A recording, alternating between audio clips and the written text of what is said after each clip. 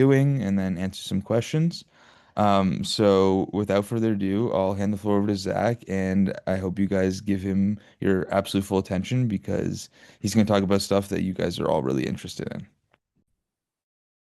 All right. Thank you so much for that introduction. And thank you so much for the invitation for me to be here. I'm really excited to just take an approach that I've been using for the past few years to chat to you guys a little bit about my journey. And hopefully throughout my journey, I can highlight some of the lessons I've learned and be able to then, be able to help you guys out in terms of deciding whether or not STEM and medicine is something that you want to pursue, not just currently as what your passion is, but also in the future, how do you morph that into a career? So I think for my approach, I'm going to maybe do a short talk for about 20 or 30 minutes. And I would like to open up the room to everyone else to ask questions. So I think I typically find the most important questions to be not something super personal slash, how do I get in this program or how do I do this? Because one of the highlights of, I would say, my journey slash also my understanding with pursuing medicine in the US is that there is no template that they're looking for. There's no one candidate looking for. I think every single one of you who's sitting in the room right now are qualified and you're passionate enough to get into med school. So I think it's only about how you highlight your journey, how you showcasing that your passion, instead of thinking about, oh, he has done it or he has done this and I have to do the exact same. So, the uniqueness of you is what is the power slash what is the important things about you instead of, oh, you should be someone else. And I think that's the most important thing I want to highlight. So I would love to open up the room in about 20 to 30 minutes and feel free to ask me any questions and I'll be able to kind of highlight how this journey is unique, but however, there's always things that I can teach you a little bit about what does it mean to be a physician scientist, what and also how did I get there throughout my journey through high school all the way to doctoral program. So basically, now I'm gonna start with hmm, let me check. So I'll share my screen.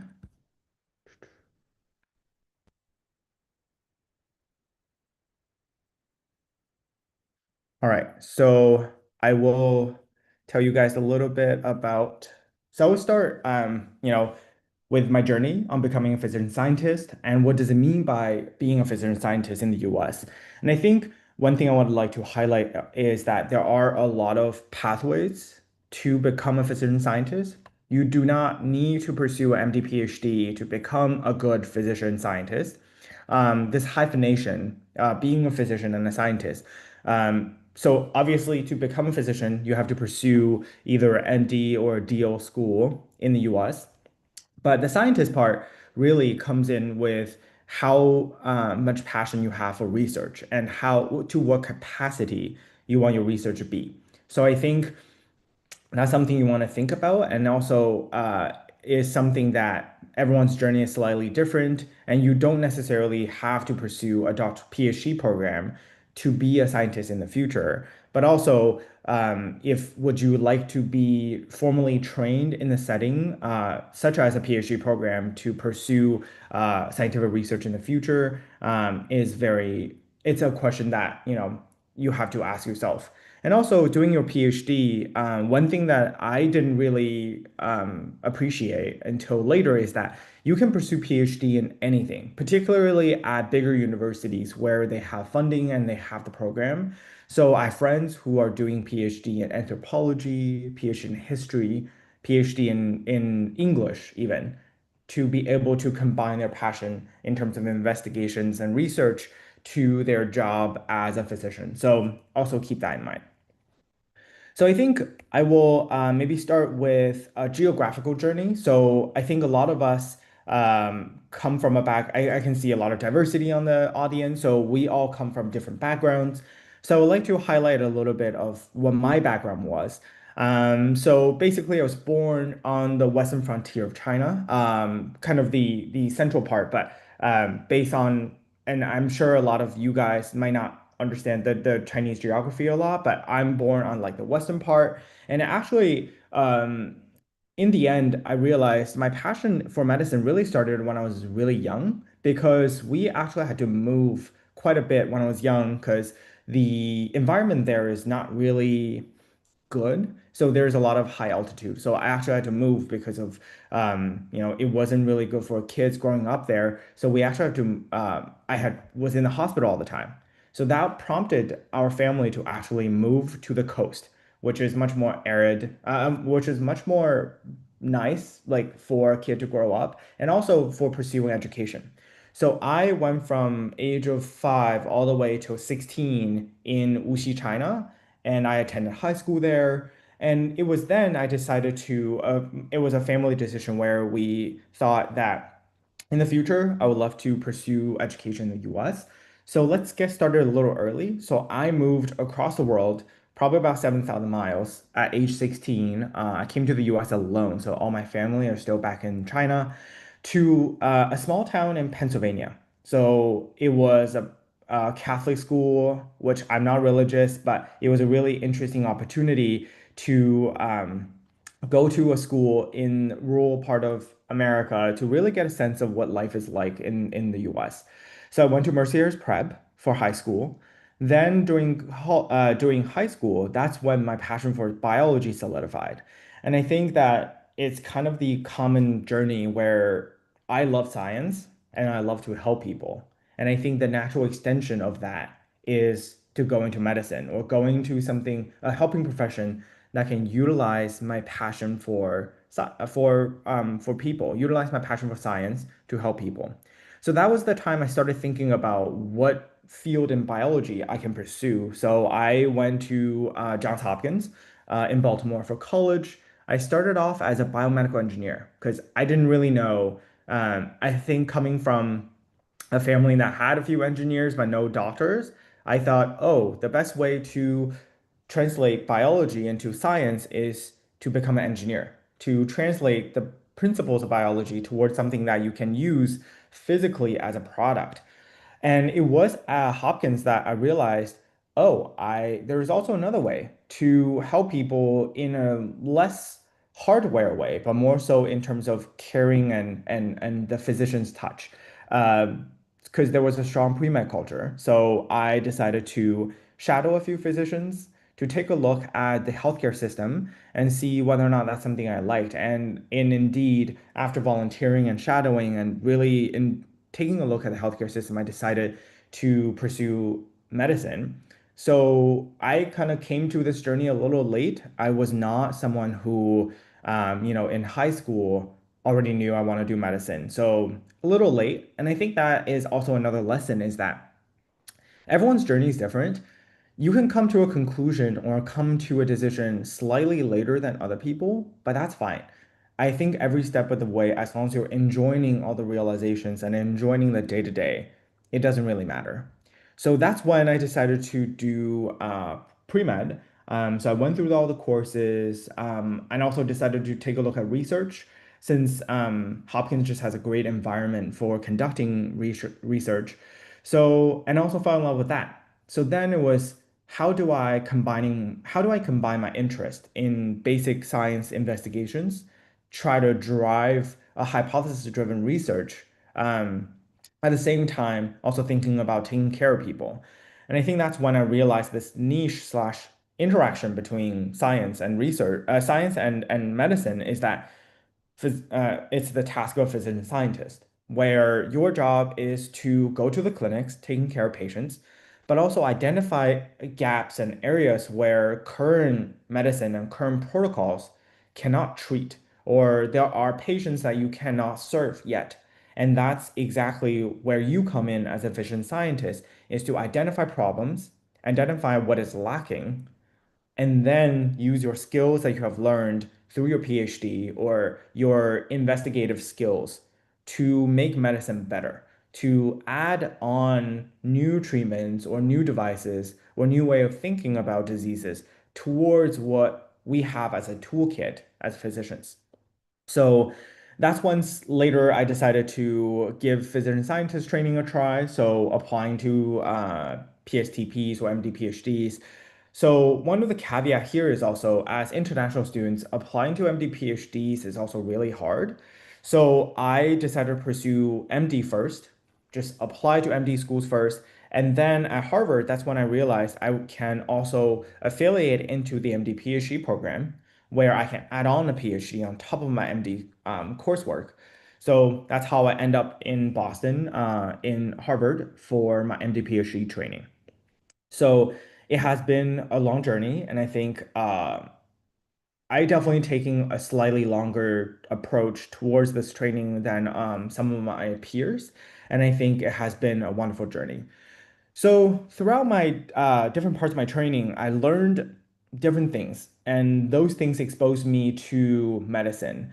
As I kind of talked about in the beginning, early exposure to inadequate healthcare systems, which prompted my move. My entire family has to move, and I think that was when I realized medicine is such a central part. Health, adequate health, and healthcare system is such a central part of people's lives that can really change people's lives in a fundamental way. And I think when I started learning biology in my Chinese high school, that's when I realized I love the biological sciences and how I can apply that from the classroom all the way to research, also apply to taking care of someone who I really love and who I care about in a clinic. So that's some early exposure to the biological sciences. And I think in the US also, we, after coming to the US, I also got exposed to the US healthcare system. So I see that it doesn't mean in the US, in a developed world, the healthcare system is perfect. And I think I'm sure a lot of you guys know who are currently in the US, the healthcare system here also has ample imperfections and inadequacies, just like the ones I had seen in China, even though in different ways. And that was something it was really curious. I was really curious about. How can a country that has such great economic power has a healthcare system like this where the healthcare outcomes somehow is even worse than China. So that was something that really prompted my kind of the analytical part of my brain. And I think that's something that, besides being a physician scientist, it's something that I get constantly exposed to, and it's something that I ask questions about. However, I think this is where I can leave a lot of this work to my other colleagues who studies public health, who studies health policies to address this. And I think that is something I kind of mentioned about at Harvard. At least I know that there are students who's also pursuing PhD in public policy, in public health, and it's the synergy that's beautiful in the physician scientist field, where you have people like me who's on the basic science track, who's figure out new molecular mechanisms to address diseases, but also on the other spectrum, I have colleagues who's looking at hospital utilization, insurance reimbursement, how we can better improve the healthcare system through that way. And I think in the end, at during college and at med school is really when I solidified my passion for basic science research and eventually decided that I want to integrate both. So that's kind of a why medicine for me. And I think this journey sometimes is really important for you to map out and for you to clearly delineate because one of the most important part of a personal statement or one of the most important part of applying to med school is finding this journey, finding why medicine. What makes you interested in pursuing medicine in the US is the central part. And I think, in the future, when you are at that stage where you're figuring out why you want to do this, maybe you can take a geographical approach like what I did, or just a chronological approach. In not saying that you should write your essay like this, like I was here, I did this, was taught this lesson. And I think you can artist or literarily, make that essay more persuasive and more beautiful. However, for me, it was really helpful for me to think about this chronological and geographical approach. How has my journey exposed me to medicine, and how do they interest me to pursue medicine? So, this is some of the extracurricular activities that I was involved in. And I think when you're applying to med school, I keep these activities, I pretend there's three buckets into my activities. So research is one, whether it's basic science research or any type of investigation that's original, it can be considered as research. And then the second bucket is medical volunteering. The third one is non-medically related volunteering, just something you're passionate about. So here are some of the activities. I'm not going to go through them individually, but just showing you that different things falls like you can do multiple different things. And these things should, I think, ideally tell a story about you. Who are you as a person? So what problems are you passionate about? Really showcasing to the admission committee who you are. And I think one of the analogies that I really love to use is that think about just put yourself in a shoe of a admission committee member. So I'm reading, let's say, maybe 30 to 40 application a day. Let's assume. After reading this, by the end of the day at 5 p.m., I have to decide who I'm going to interview. And I think just want to give you guys some thought into this is who would you pick to come back for an interview? Is it someone that is good on paper? Let's say, is it someone that did everything that everyone else did, following a template? Or is it someone that you can picture in your brain? You have read, I'm sure all of you guys have read stories or books where the protagonist or the person in that story can vividly exist in your brain as an image. That's the person they will pick to come back for an interview. Is that all your stories, all your activities, all your essays and letter of recommendations kind of paint a picture of you. You don't have to do the most impressive work, but these work have to tell a holistic story about you. Who are you as a person? Who are you as a student? Who are you as a future physician? And I think this is the most important thing to remember when you think about extracurricular activities. Instead of asking around what everyone else has done and try to copy that, just do some introspection. What are you passionate about? And how do you put that story together in the future? So some of the lessons I've learned so I've broken it down to different academic institutions or my life stages. So in high school, I would say I'm pretty young and naive, wasn't really, you know, mature yet. So I think one of the biggest lesson I've learned is by moving across the country, I really felt comfortable with discomfort. Going to a different country, doing a different speak a different language every day of your life, like every day of your, life for 10, 20 hours. That was a big change. And I think be able to be uncomfortable. And I think one of the things I've learned is that when you feel so comfortable with your routine, you should step out of that. You should go somewhere, do something that scares you a little bit. Maybe not too much.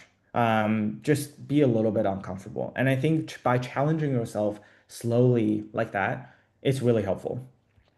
And then the second one is I think maybe I wasn't doing that so well, but I think that with you guys who are a lot younger, you guys are doing a much better job. I think I see young people these days in high school. I really can see a clear sense of self and a clear sense of passion. And I think whether that is professionally, so figure out what you want to do as job or as a career in the future, but also personally, what interests you? What is your hobby? What are you passionate about that is not academic related? Those are all very important because in the future, when you're in med school or in college, these things are what tethers you to life and tethers you to your friends and family. Those are very important as well. And I think the third one is to gain independence. Slowly, you want to be able to gain both practical independence or intellectual independence. So practical Ay, independence, I meant mostly orangnya aku. thinking about what type of things you can do on your own. You don't have to rely on your family. gains, high school adulting experience, do laundry, be able to make friends with people who are different than you. Those are some of the practical independence really benefited me when I moved to college, which wasn't a big cultural shock when I, had to live on my own in boarding school, in the dorms in college. And intellectual independence is to be able to think logically by yourself and be able to challenge what the dogma is, be able to challenge what is taught, or being able to question what other people say. And I think, you don't have to do it all the time, but we were taught to be in school, just be conforming, take in what other people has taught us. But also starting in high school, I think that's when I started to think about, is that true? Or why is that true? Why is that taught to us as if it's the absolute truth? And I think be able to question what we're taught to gain intellectual independence is really important. And I think in college, that's when your entire academic environment gets rearranged because this transition is a big one. And I think that's when I first felt imposter syndrome because you are now, I'm sure all of you guys are excellent academically in your own, little bubble. And I think when you put yourself in a bigger bubble or in a big pond, now it's suddenly become the smallest fish to begin with, is that everyone's really good in high school. Everyone's super smart. So I think what I have done is try not to compare yourself to others. Try to compare yourself from yourself a month ago. Um, that really helped me because I think it's something that I think at some academic environment, it can be relatively more competitive. And I think be able to remove yourself from that game, it really helped with my mental health and helped me with my motivation. And then you want to surround yourself with a group of like-minded friends who are supportive of you. That I think it doesn't really need a lot of elaboration. I'm sure you understand how important it is to have friends that are supportive of you and think similar to you. And the third one is to be relentless, to have a goal and just work towards it. And I think a lot of us, for you guys to be here in a summer camp to better yourself, I know all of you guys have that. So I'm not too worried about that. And the fourth one is don't be afraid to stop. I think during your journey, there will be time that you feel like I'm so tired. I am working towards it relentlessly, as I've suggested. But sometimes to be able to pause and take a little break and to able to appreciate life, appreciate where you are already, what you have already done, but also appreciate all the people around you, are is very important to be able to sustain yourself long term. And as I said, to develop some identities and hobbies outside of school is also important. And I think another thing, then when I joined med school, that's when the imposter syndrome is even more real. Because you were in med school and you feel like everyone has made it here. And I really felt in the beginning we were all trying to compare ourselves to our peers in terms of how did we get here? Did I get here because of merit? And that was really real in the beginning. How did I get into Harvard? Imagine, you guys are always, I hear a lot that, wow, you got on Harvard. That's such a great thing. You must be so relieved. And I think that's actually, to most of my peers, I would say that's actually not true. When you got to Harvard, that's when the imposter syndrome really set in.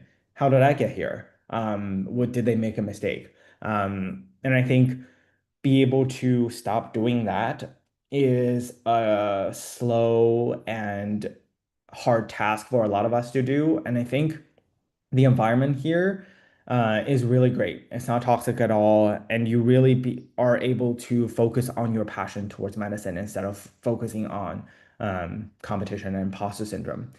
So, and I think the second one is there are many pathways to your goal, your exact goal. There's so many ways to get there. You can always find different approach towards it. So whether or not it's applying to an MD, PhD in the beginning, or do an MD first, then doing residency, do a PhD, or affiliate into a PhD program during, or you don't even have to do a PhD to enjoy doing research. So there are so many ways towards the end goal that you have, and to be able to allow redundancy, to allow different alternative pathways is very important. And always be able to surround yourself with your friends. And I think the fourth one is very important is that once you are at a stage that you are in your late 20s, that's when school is not your only task anymore. You have to think about being an adult.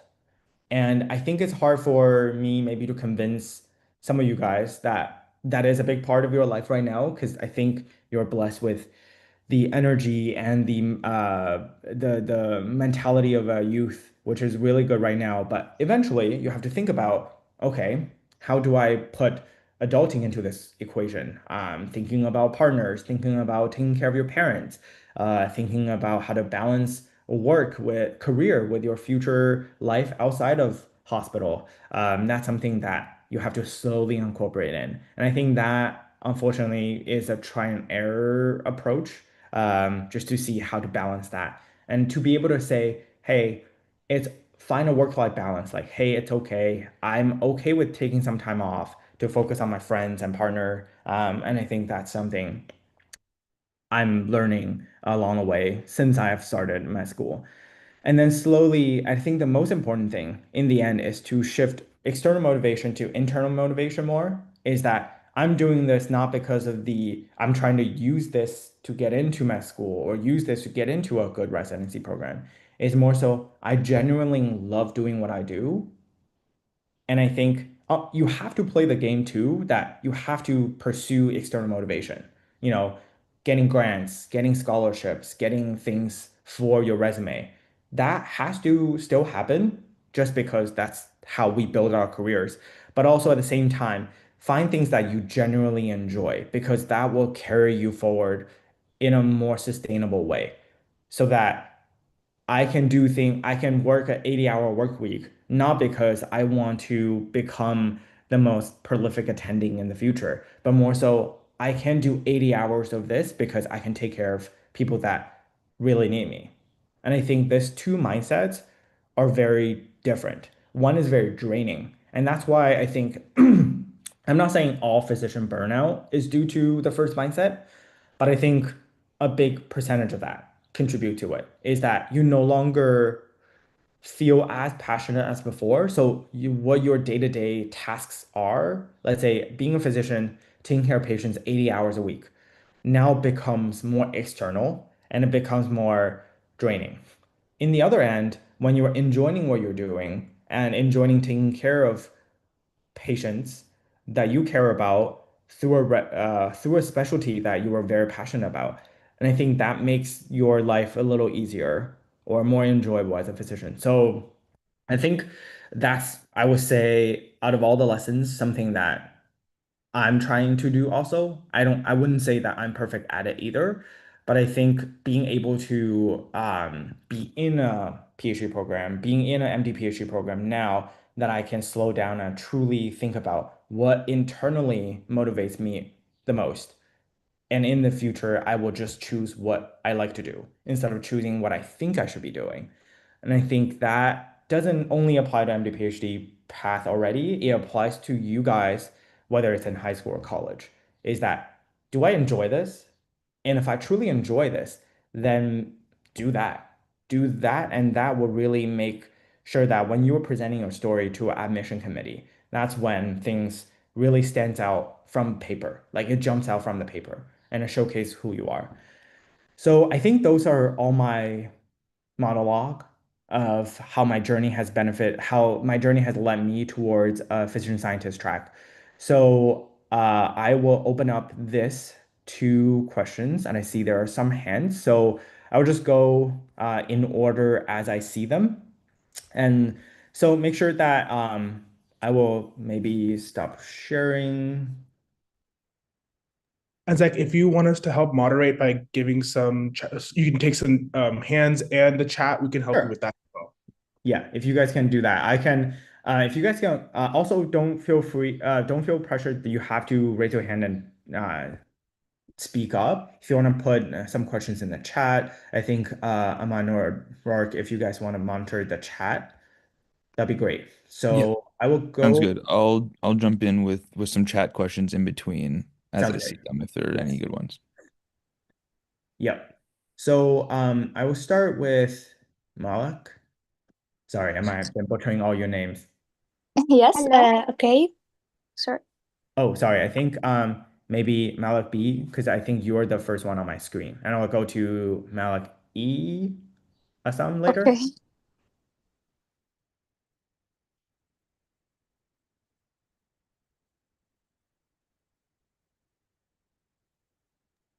Okay. Firstly, thank you for your great presentation. I really enjoyed it. And how can we start our research journey? And Mhm. what helped you to know yourself more, like journal or something good? Yeah. Yeah. So that's a great question. I think one of the things I think that I'm slightly more blessed with is I went to a university that really value research. So there was a lot of infrastructure slash there are just labs around. And I think how I got involved is just cold email. And I think, first of all, to cold email someone, you have to kind of know what general disease area that you are interested in. And I think I can really speak on behalf of you guys of what is cool and what is good for you. So as you go through biology classes or just like going through first year in college, general biology classes, you might find certain processes or biological problems that you're interested in. Let's say, oh, I just learned about the mitochondria, or I just learned about transcription. I really care about those. That's so cool. And I think that's something that that can maybe help you guide you towards certain labs. But what I would say the most important thing is find something you're interested in, give it a try, and don't be afraid to say, hey, maybe I'm not really interested in this. But I think that's harder. That's a to be able to say no, this is not something I'm interested in. That's a different question. But I would say if you know a certain university or certain hospitals that's around you that there are research labs, don't be afraid to shoot them an email. Hey, I'm interested in just volunteering at your, I would love to learn something about research. Can I just like shadow someone or see what's going on? And that's how I did it in college. I didn't do research in high school, and I know that that's possible nowadays too. So think about reaching out to people who are already doing research and just be able to shadow them. All right. Okay, thank you. Yep. And then the other Malik. Hello, Yep. Hello. my name is Malak. I am a high school student. I Hmm. have one question. I want to go to Harvard. It's my dream. And I know I would prepare personal statements and recommendation letters because I can't afford money to go to Harvard. So I decided to get a scholarship. My mom was diagnosed by a cancer and she struggled a lot and still takes the treatment. So Hmm. I want to combine a medicine and technology together. Hmm. After all this, it's possible for me or not. Yeah, yeah. If you are interested in like combining tech and medicine, that's something you can think about going to undergrad career that's more like biomedical engineering. Think about what you're interested in. If find a pro disease or find a area that you're interested in, and you can even get a PhD in engineering, in biological engineering, or something that can help you combining your interest in like tech and medicine instead of the biology with medicine. I think that's more basic science research. So you can always go into more translational lab to focus on certain health tech or research like biology tech, biological technology. So those are something that you can definitely look into. And I think I see a lot of sentiment also in the chat is how to get into Harvard. And I think that's something that I would like to just highlight again. I don't think I can teach you guys how to get into Harvard because it's so random and stochastic. Um, Honestly, if I apply again on a different year, while I get in, I can't even guarantee that. So it's not something that precisely what you have to do. It's a very metaphysical question. Unfortunately, I don't think I can answer those questions. Is how to get into Harvard or how to get into Stanford, how to get into a certain university, because it's very personalized experience. Yeah, Quite a thank good you. question. Kind of like encompassing a few from the chat are a lot of universities talk about shadowing hours and Yep. shadowing being like a big proponent of the pre-med or even like in high school. Yep. So a lot of people are asking like in countries where shadowing isn't typical, Hmm. what might be an experience Hmm. that you think might be good to kind of replace it and they could guide their story around it. Yeah. And so I think a few people have questions like along those lines, and that's kind of a summary. Okay.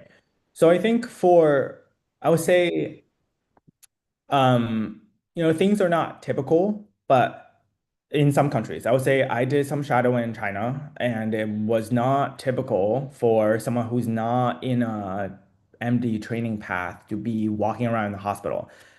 But I think it was my dad had like literally just walked into a doctor's office, say, "Hey, my kid is in university. He wants to go to med school. Can I, can he like come and shadow you?" So I didn't do it because I wasn't in China at the time. It just took my dad walking into a hospital. He literally saw the doctor, like, "Hey, he's very interested in this. Can he come like shadow you?" Which I was very grateful for. And it has been something that, it's not customary. Doesn't mean it cannot be done. And I would say in some countries, I would say in China, the regulation is not as rigid as compared to the US. So the guy just said, sure, he can come in. No paperwork, no nothing, which is, maybe not the best thing I should advertise. But it was mostly just, hey, sure, he's interested. He can come see the surgeries that we're doing, but make sure that you're committed enough. He basically told me on my winter break, I have to go in at 7 a.m. for pre-op. And that just killed my winter break. So it was something that you know, and I think step out of your comfort zone and make things happen.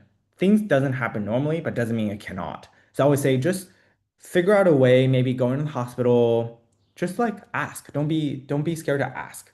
And I think cold email helps. I don't think there's any other way to get around shadowing because that's the closest you're gonna get to not only for getting into med school, you also want to shadow to see if you like it. Because some people thought in their brain they loved medicine, they want to be a doctor. And I have friends who literally went out shadowing for the first few times and then realized, I cannot do this.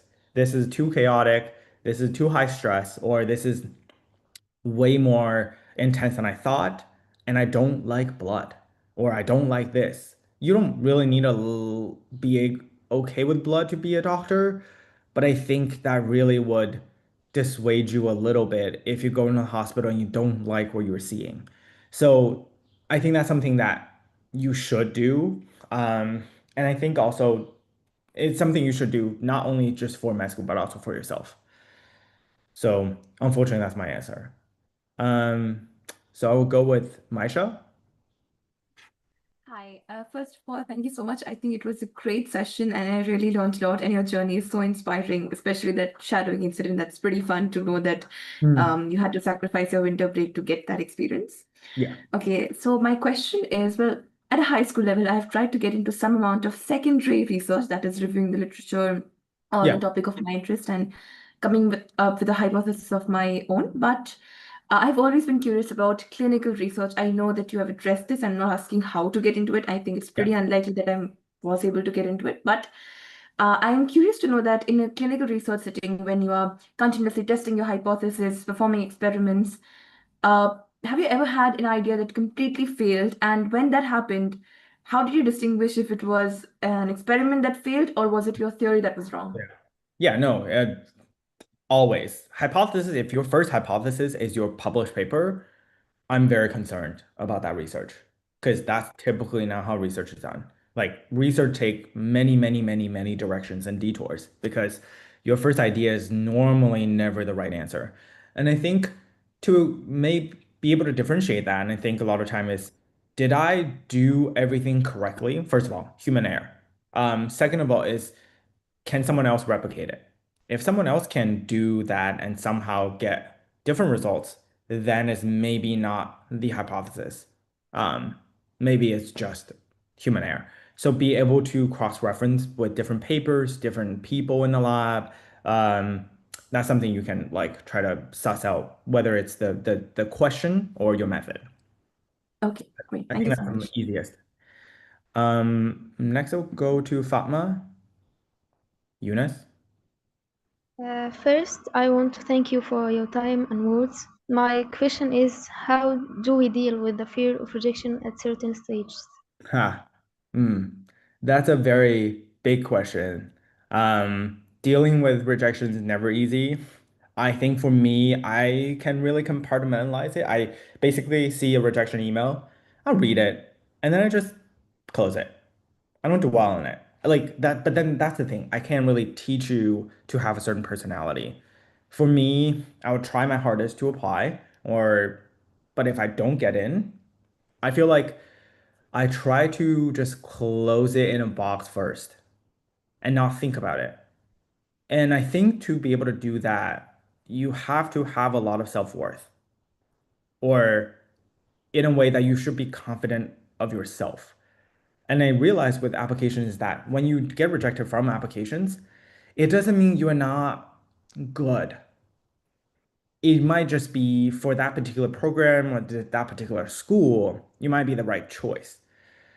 So I think, unfortunately, it will eat, it will eat at you. It will like corrode your self-confidence slowly. But in the immediate aftermath of a rejection, I kind of shut it down first and I don't think about it. And I process it a little bit later on. I don't like, read the email multiple times and I like question myself, why am I like this? But then I think that's more of a trauma response or just like a rejection response. Everyone's different. Allow yourself to respond however you respond to normally. You don't have to, I feel like you don't have to learn how to deal with rejection. Different people deal with rejection differently, and you just have to be able to handle that emotional stuff afterwards. All right. Neha? Yes, hi. I had two questions. So my first question was, since you've seen the engineering side of medicine, but then also like the patient care, what do Mm, you think is more important today? Like, what do you think is most mm, impactful?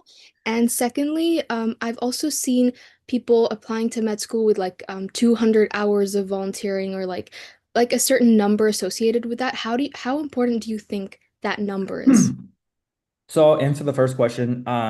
I don't think I can compare either because they benefit society so differently. Think about if you make a technology, let's say if you make a better heart valve, you might be not seeing patient directly, but in the future you're helping hundreds of thousands of patients in with one invention, right? You can once, even though it's a longer term success, right? You have to make it clinical trial and then implement it to a patient. You need a surgeon to do that. But you can impact many more people. You can amplify your impact through engineering.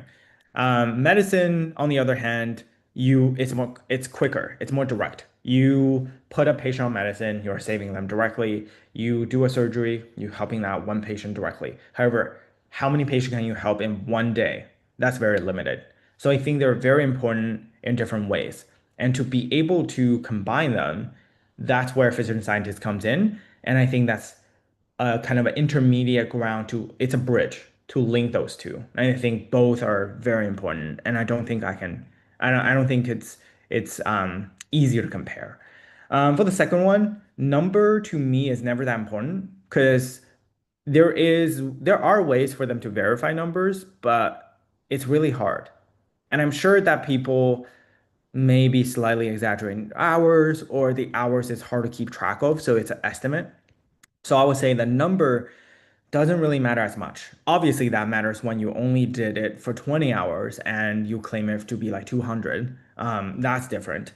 But I would say it's the ability to learn from the experience and to be able to come to a conclusion or come to a realization from the activities or learn skills from it so that you can talk about it versus the hours. I would say I'm if I were interviewing someone, I'm more interested in the stories that they can tell from that activity versus how many hours they've put in. Great. Thank you so much. Mhm. A All right. quick chat question Yep. is um someone wondering about when you moved to the States, any tips or stories from when you were trying to improve your English, Mhm. um, especially when it's coming to work in the medical field with lots of medical terminology and like understanding people's Yeah. metaphors and things like that. If there are any tips for how to improve your English or like some stories of what you did to improve. So I would say in high school, I didn't, as I said, I was kind of late to like medicine. So I never really precisely decided to learn medical English. I think my only lesson for that is if you're in a place where you have the environment to immerse yourself in speaking English a lot more, do that.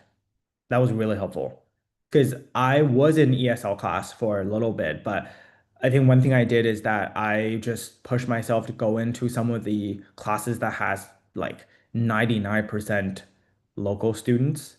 So like my freshman year English class, well, my sophomore year English class is I went from not speaking English at all normally in China to like reading novels.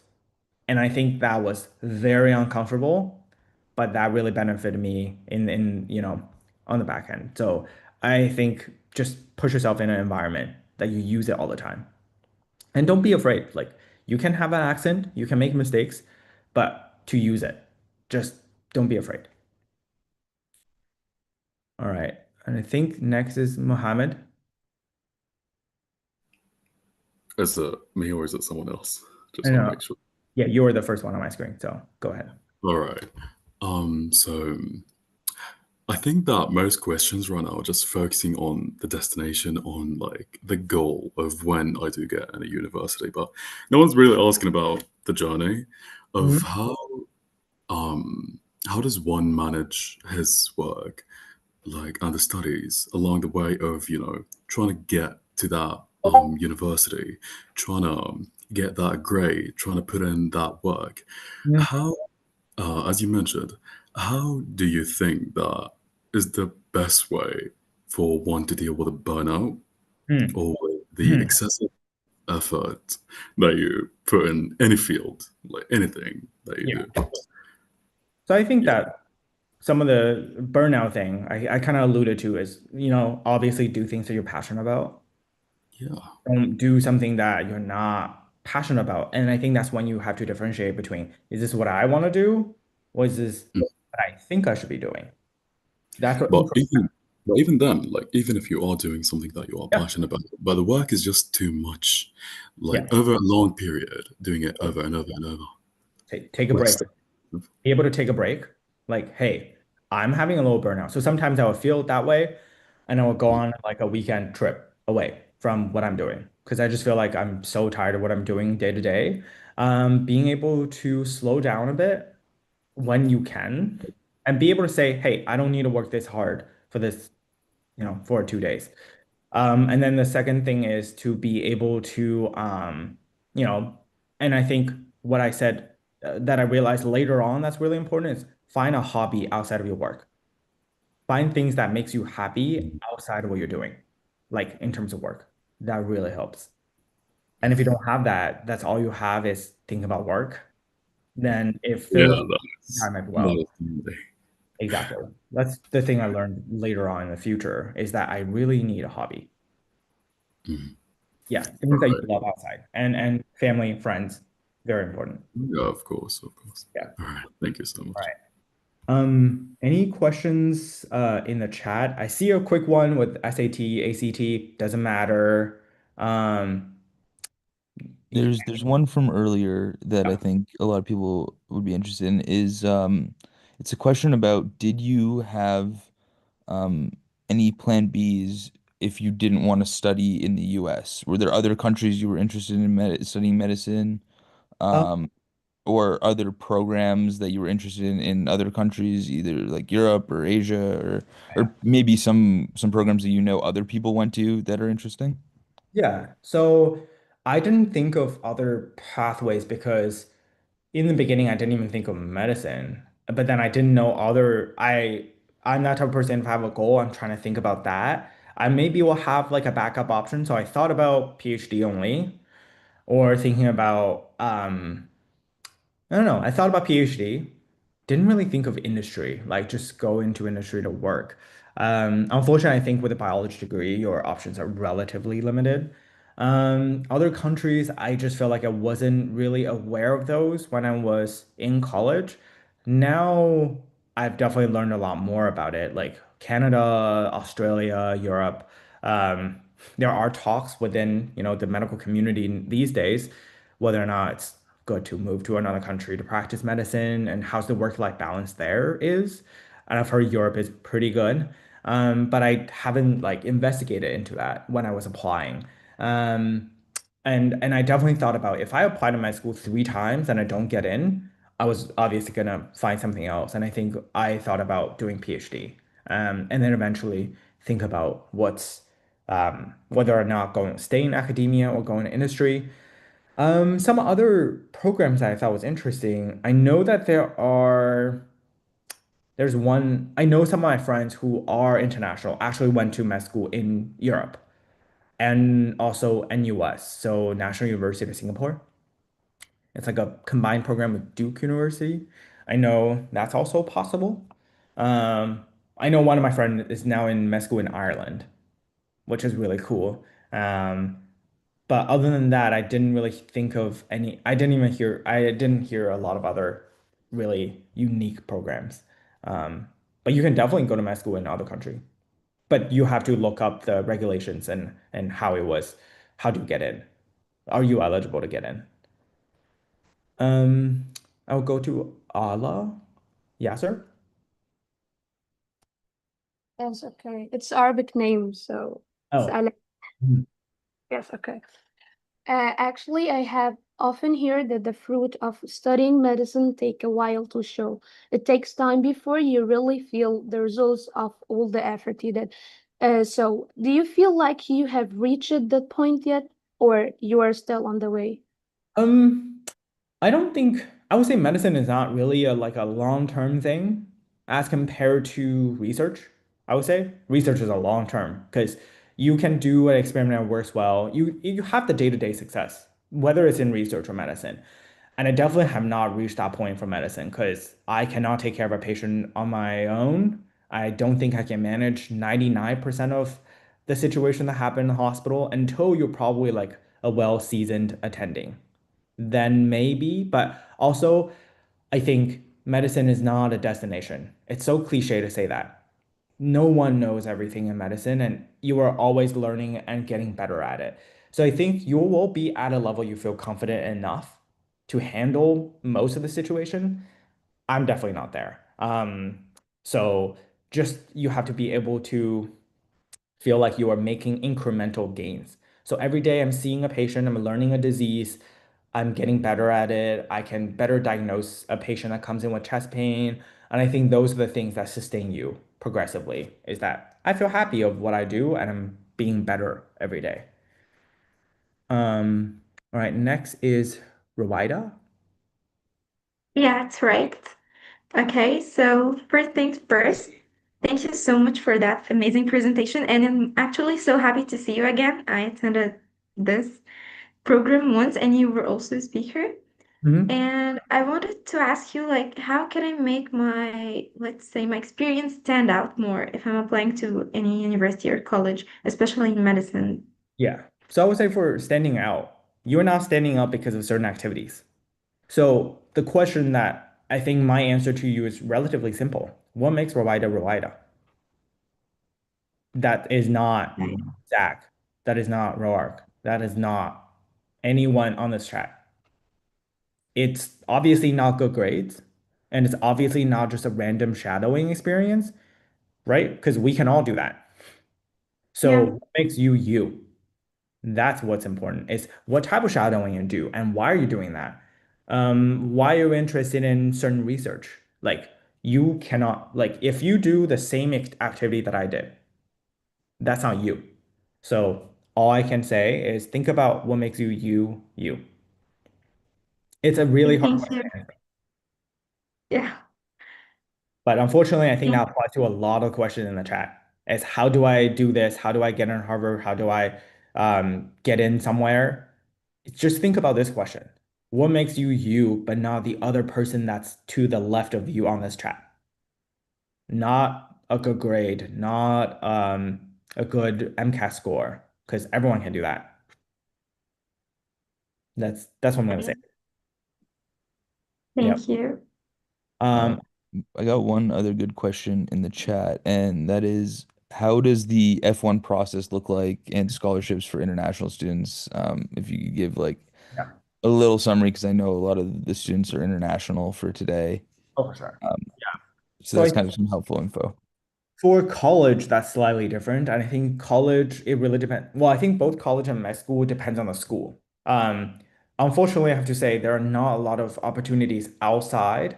There are definitely grants and scholarship you can look up. And I think, obviously, I don't think I've done a lot of research for college anymore. Like things change so quickly. I think do some research. There are definitely outside agencies that probably will provide fellowship or scholarships, but within college and med school, it really depends on the policy. So some schools are need based. So if you have a financial need that they're saying, we know that you cannot afford to come here and we admitted you, a lot of times they will give you some sort of assistance, whether through scholarship, which you don't have to pay back, or loans, which you might have to pay back in the future. So that really depends on the school. So some schools are only need based, is that we don't really care if you're good enough. Like we don't really care how good you are, as long as you demonstrate you got in and you show that you have a need to you have a financial need, you can't pay for it, they will help you. Some school is not just need based, it's need blind. So you could be coming from a rich family that can pay for it. But as long as we think that you're excellent, we'll give you some money. So that really depends on the school. And you can do some research into that through forums or through different, just talk to your friends or eventually emailing the admission committee. And I think those are the ways you can do that. Um, just a quick question. It's 9:01. Just want to make sure we're not interrupting future programming. Let's maybe take one more from the hands up, and then if other people have hands up and you're okay with like either Instagram messages or something like that, Yeah. they can send them to you later, or we can collect their questions and Oh, send that'd be them to you awesome. later. Yeah. So maybe I would just take Miriam. It's the last question. And in the future, if you guys have other questions, particularly if you want to upvote some questions that you also share from the people who are raising their hands, or just put in the chat. And if Rourke or like Amand can like combine them and like collect them, and I can try to Yep. answer them, maybe type it up or put Yep. you guys as a For sure. We'll document. do that. So So yeah, anyone with their hands up, if you want to either put your question in chat or on Slack, we'll collect them and get them to Zach, and then he'll answer them like over text or something, and we'll send them or back out to you. you guys on Slack, you can add me to your workspace, Oh, and I can just answer on Slack too. that works too. Yeah. So we could potentially do like over Slack. That would be the easiest. Okay, sweet. We'll do that. Okay, last question then, Mariam. Okay, first of all, I want to thank you for the good presentation. But Mhm. the question about studying how to support your knowledge of medicine in general, or what's suitable to do for us high school students do to support your skills in that field. As I wanted to join the medicine faculty, faculty of medicine, sorry. Hmm. So what should I do? In high school? No, to support your knowledge of medicine Mhm. and make yourself special in this field. Okay. So I think I don't know if you think about medicine in the US right now or just in general. And I would say maybe the requirement is slightly different. And obviously, the most important thing is to um, find a field that you're interested in, right, within medicine and make that a thing. You can learn some basic pathophysiology on the side, like just learn the medicine well. Do some research on that. I think that really helps. And also be able to find some volunteering activities or things that's related to disease or the field that you're interested in outside. Let's say volunteering or like with a certain, let's say I'm interested in Alzheimer's or Parkinson's. So you can learn about the pathophysiology, be good at it, take some neuro classes, then you can do some research on neurodegenerative diseases. And I think in the end, you can always, you know, volunteer with some foundations like Alzheimer's Foundation, neurodegenerative disease network that you can, you know, kind of build this story together. I think that's what you can do to like make yourself stand out in terms of a candidate for medicine. Okay, thank you. Yep. Thank you so much, Zach. If people want to give Zach a little reaction round of applause, that would be awesome.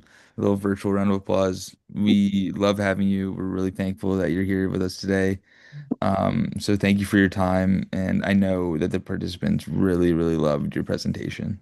Thanks so much, everyone. And yep, I'll try to answer more questions in the future. And it was a pleasure of mine as well. Thank you. Thanks, Zach.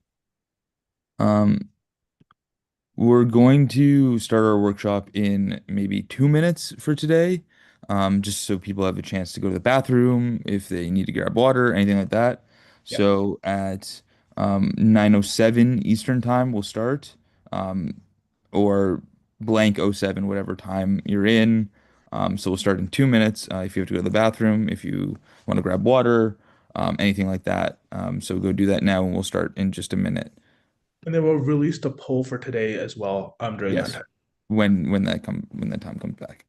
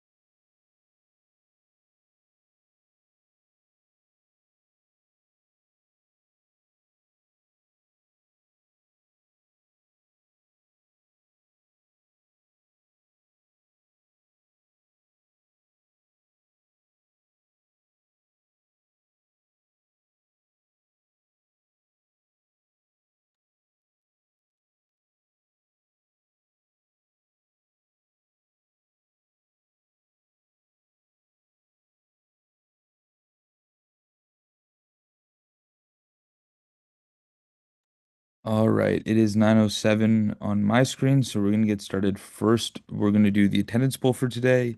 So as usual, if you guys don't see the poll for whatever reason, message me on Slack and I'll put your name down as someone who was here, but the poll wasn't working for technical difficulties. So if the poll mod has already sent it out, so if you guys want to answer the poll. I'll give you guys like 30, 40 seconds to do so before I start. And then if anyone is still in the bathroom or something, the poll will be up for another minute or two. So when they get back, um, they'll still be able to answer it. Um, so while you're answering the poll, I just wanted to say if you have sent me a message on Slack and I haven't gone back to you yet, I will be getting back to you today. I got like 250 messages over the weekend, so there's a lot. So I promise I will get back to you, but it will be sometime this afternoon. If you haven't heard from me by tomorrow, feel free to just send me a follow-up, be like, hey, not sure if you saw this, or hey, just a reminder, and then I'll get back to you tomorrow. But yeah, lots of messages. I promise I will get back to each and every one of you. But yeah, so if you can't see the poll, message me on Slack just so we know that you were here and paying attention. and that the poll wasn't working for technical purposes. So, um, but other than that, we're gonna get started today. I'm gonna share my screen in 1 second, and we'll get started with our workshop, which is today a fun combined workshop between myself and Ahmad. Um, so I'll put it in slideshow. Um, so for today, there's going to be some interactive components like in the EMS workshop we did at the beginning, and I'm sure some of the other ones, like in Davina's and Ahmad's. Um, so if people want to raise their hand or type in the chat, I'll just ask someone, probably one person, who raised their hand just for a quick answer, because we're going to try and keep it going. But I'll also see if people in the chat are kind of on the right idea.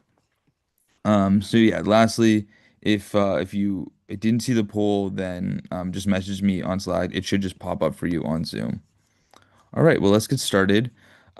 Today we're going to be looking at right. And Yeah, then I can. first quickly, Okay. Do you go want me ahead, to go just ahead. talk about this, or you want to go over it? I'll go over it. There's the week overview for today, or starting with today. So today is Monday. Today we're going to be looking at diagnostic foundations. So this is taking vitals, medical tests, blood work, triaging, stuff like that. Um, And then tomorrow there's going to be an optional session on research and extracurriculars workshop. It is at 5 p.m. Eastern. I believe Davina is running that, right, Ahmad? Davina Yeah, is running that. it will be run by Davina, and Jonathan will be there as well. And I And believe, Jonathan, our education director, will also be there at 5 p.m. Eastern. So if you're interested in that, it doesn't count towards your certificate or anything or your attendance. But if you want to go learn about research and extracurriculars, that is tomorrow. Then Wednesday we have a guest speaker. Um, and then for the first hour of shadowing, and then for the second hour, unlike our other sessions, there will be an optional medical debate. So if you don't want to stick around for it, that's okay. But we're gonna do a debate where different members of the team will be in breakout rooms with all of you, and you guys will have the chance to debate specific topics that will be shared ahead of time. They're going to be released tomorrow morning. So if you want to prepare for them ahead of time, you absolutely can. Um, if not, that's okay, and you can just show up and talk about the topics as they come. And then lastly, on Friday, which will be our final session, there'll be a guest speaker shadowing as usual. There'll be a brief intro into microbiology and immunology, and then the how to navigate pre-health, pre-STEM, university and post-university life, will be there. That's our final session, and then also some info about the research symposium, which will be next month. So this is kind of the week two overview of what's going on this week. This slide will be posted later if you guys want to look at it later, and also all the information's on the Notion. Ahmad updated the Notion, so everything is up to date for you all. Okay, cool. So, like I said, today we're going to be looking at diagnostic tools, blood work, triaging, stuff like that. Um, so. Let's get started. So vitals are like things like blood temperature, pulse rate, respiratory rate, blood pressure. Some other vitals that we can consider are also things like blood sugar, can be considered a vital sometimes. And then, does anyone want to take a stab at why vitals are important? Niha, I see you raised your hand. You want to take a guess? Well, I think it provides an overall understanding of the patient's health, and a lot of diseases can impact some of these, which can give us like more information about what's going on with the patient. Yeah, absolutely. So vitals are the telling points of what is happening with someone. As many of you probably learned in your biology classes, the body wants to be at something called homeostasis, which is just consistent regulatory temperature, pulse rate, respiratory rate, pressure, so that the body maintains balance at an ideal temperature or rate or etc.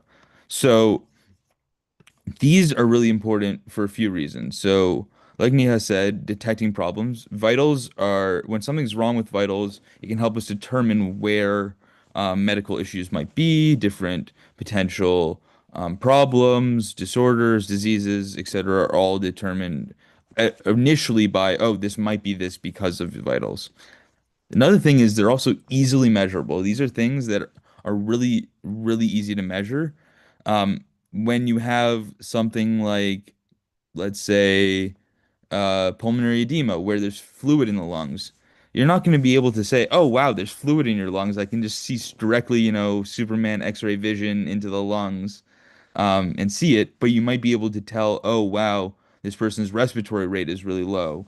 There might be something wrong with their breathing." So they're really easy to measure, and you can measure them at home, which is also really great. And lastly, they're really quick to measure. Determining someone's respiratory rate or blood pressure or pulse rate can all happen really, really quickly. So they're really fast in an emergency, so they're always good to do. So first is body temperature. Body temperature is the temperature that your body's at. I know some people will use Fahrenheit for degrees. Some people will use Celsius. I use Celsius, as I'm from Canada. That's what we use. Um, but the typical range is about 36.5 degrees in Celsius. And that can be up or down probably about half a degree, for a healthy adult from 36.5 to 37.2. And then even like a little bit under 36.5 is also considered normally in range. Um, does anyone want to take a guess on either in the chat or raise your hand on how we measure body temperature? Yes, Salma Ashri is the first hand I see. By Do you want to take a thermometer? guess? Yes, how do we measure body temperature? By thermometer. Yes. So typically we measure body temperature by thermometer. Um, So most commonly it's done orally, with a thermometer. So that means using an oral thermometer, which would go in the mouth. Normally this is with, well, in the past, normally with a glass thermometer, and now more modern digital thermometers use an electric probe. They're plastic and metal, to measure body temperature. And then also there are a few other ways that body temperature can be taken. Potentially, if someone can't open their mouth, either because they had like jaw surgery or something, or for potential, traumatic reasons, or depending on the situation. Maybe they have like an injury to the mouth and you don't want to open it or something like that. They can be auxiliary, which is taken under the arm. This is also using a thermometer. But the temperatures in this range tend to be a little bit lower, so you just have to, gauge that. So maybe if someone's got, a 36.2 Celsius measurement under the armpit, then that's probably normal range as well. And then we also sometimes use it by ear. Um, Ear can be great, is because it's really internal, so it's really accurate.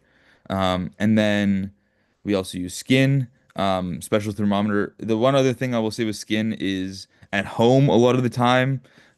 You guys, if you're sick and you might have a fever or something, your mom might just touch your forehead and tell by that. It's not accurate, but it is helpful in, dealing with sick kids. Maybe they have a fever at home. Just touching their temple might be able to be enough just to be like, okay, they have a fever, it's higher than normal, but it's not accurate. In clinic, they also have these temperatures that kind of just, scan your forehead, it looks like, but it's really just taking a measurement. Um, and that can be used to take temperature as well using skin. Yes, Sama,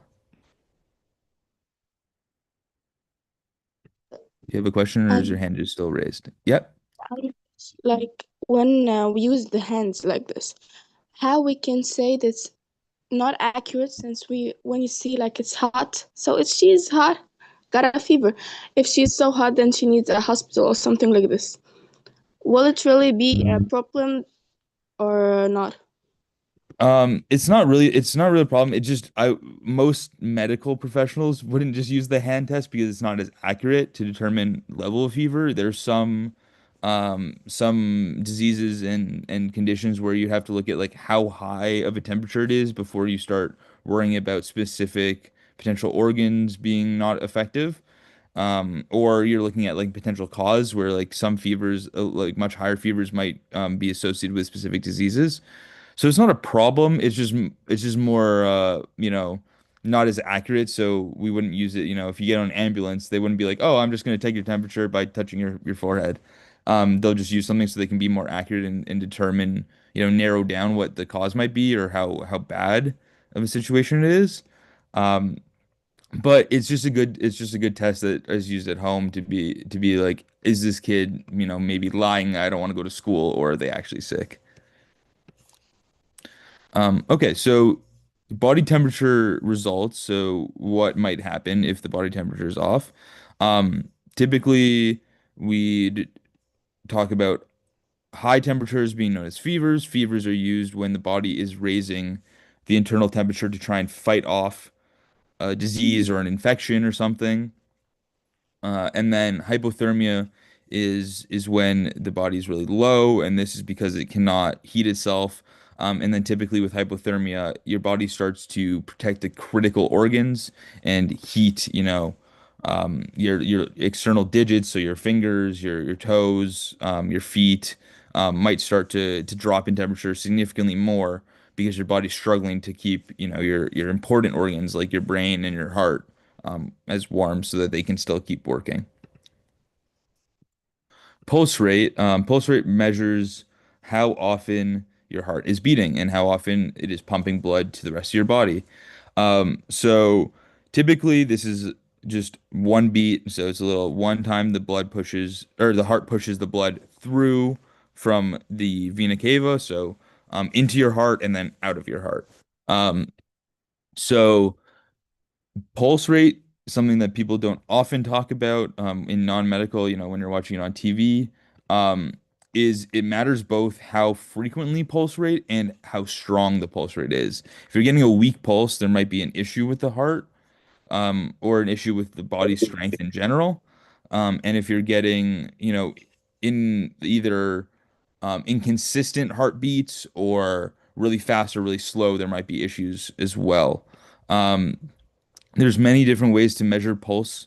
Um, Often in the hospital, you won't take these actual using your hands on your wrist or on your bicep or things like that. But they're just machines that do it. But when you're out in the field or you're trying to check someone else's someone or you're just trying to practice so you can take it. Um, you would use something like this on the bottom right where you're taking a pulse at the artery near the wrist. Um, this is a good one. Um, does anyone want to guess on how we actually measure it? So how we determine what the pulse rate is when we're doing this hand method, or what three major arteries are being shown in these images?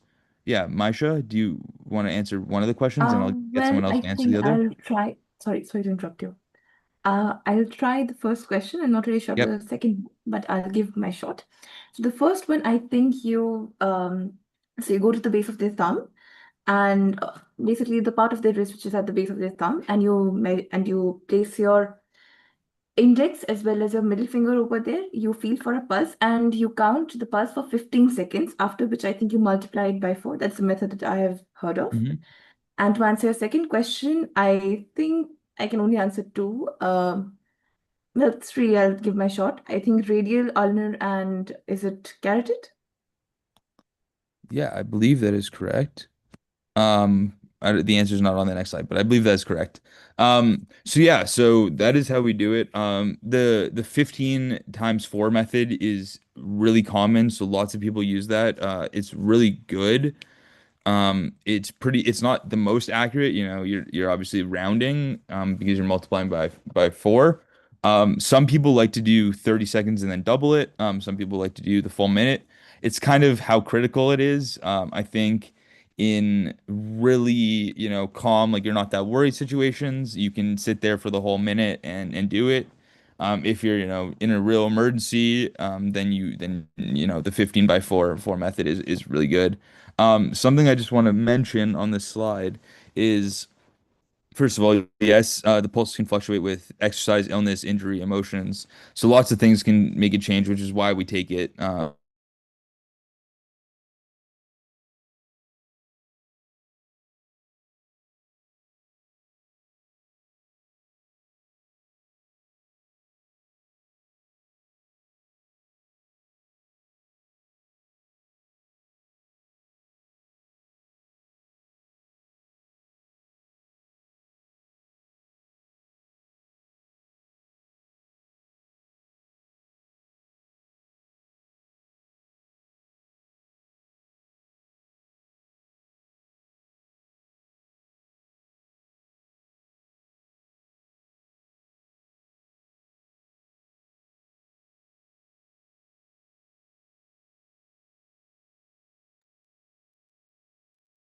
Hi, give us just 1 second. We're dealing with a technical issue. We'll be back in just a second.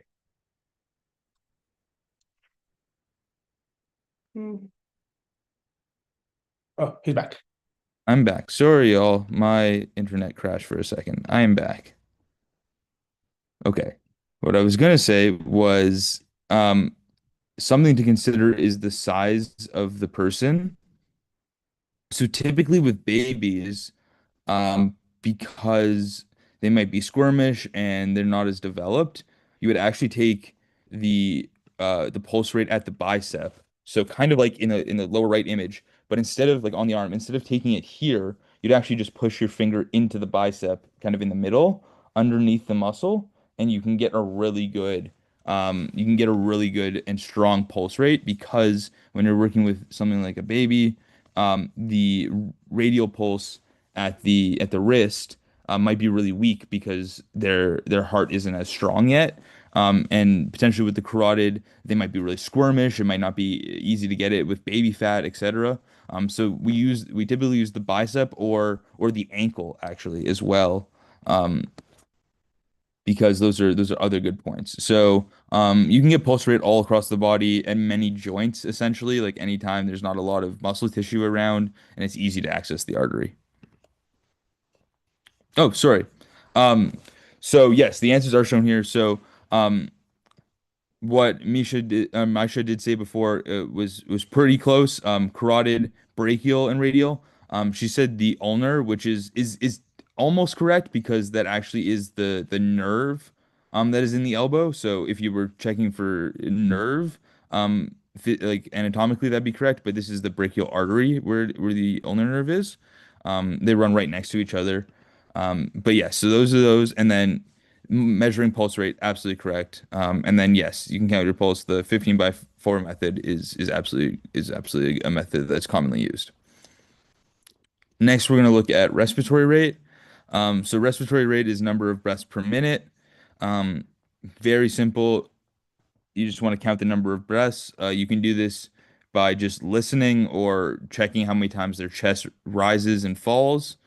Um, this is somewhat similar to pulse rate. Typically, when one is elevated, the other is also normally elevated, um, because a lot of the conditions that are associated with one changing is associated with the other. So, fever, illness, also exercise is a common one, and emotional state is common as well. So, if someone's really emotional or stressed, elevated pulse rate, elevated breath rate kind of coincide.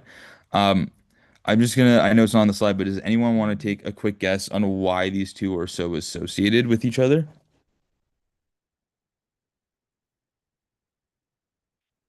Yes, Raj, take a guess. Is it because when you have a faster breathing rate, your heart needs to pump all that oxygen around the body, therefore heart rate also increases? Yeah, exactly. So when your heart increases pumping blood, it pumps blood into the lungs to get oxygenated and then out the other side of the heart. So out of the towards the aorta. So you need to breathe in order to take in more oxygen to compensate for the amount of times your heart is pumping faster and faster. So the more the heart pumps, the more oxygen is required to be sent to the body, the more breaths need to be taken so that the blood can be oxygenated. So exactly, Raj, that is why you would do that. And then for adults, the normal respiratory rate is 12 to 20 breaths per minute. Normally in the middle of that is considered like ideal. Like around 15, 16 is like the ideal range. Um, you typically want lower, so 12 is often a little bit considered, I don't know, more ideal than 20. But anything in this range is okay. Even like 11 breaths, I wouldn't be like concerned about someone if they're typically they typically breathe, let's say 12 or 13 because it's in range and they're only down to 11, then you wouldn't be worried as much. Similarly, if someone normally takes about 20 breaths and they're at 21 or 22, you wouldn't be as worried as someone who normally takes 11 breaths and has all of a sudden doubled that to 22. All right, blood pressure. So blood pressure is the force of blood pushing against the artery walls during contraction and relaxation. So each time the heart beats, it pumps blood into the arteries, like we just talked about, and then that results in the highest blood pressure as the heart contracts, and then when the heart relaxes, the blood pressure falls, and the heart refill relaxes and it refills with blood. Um, so these are called systole and diastole. These are the two numbers, if you're watching medical TV shows or you're taking a reading and you're like 120 over 80, 120 over 80. Um, that is the systole over the diastole. Um, pressure rates, and that is what we use to determine blood pressure. So, how do you measure blood pressure? Like I just said, you do systolic and then diastolic, so one over the other. The normal blood pressure, which almost no one actually has 120 over 80, is 120 over 80. Um, Elevated blood pressure is systolic of 120 to 129 and diastolic of less than 80. Um, then here are some of the other rates, just a bunch of numbers, so I'm not going to read them all. Um, does anyone want to take a guess at what the medical terms for a low and high blood pressure would be? And then I'll tell you guys like how I remember them. So first I see Nita. Do you want to take a guess? Or if you know it, tell us. High blood pressure would be hypertension and low would be hypotension. Yep. So that is one way of talking about blood pressure. There's another set of terminology we also use in the field as well. But yeah, that's what we'd use is hypotension and hypertension.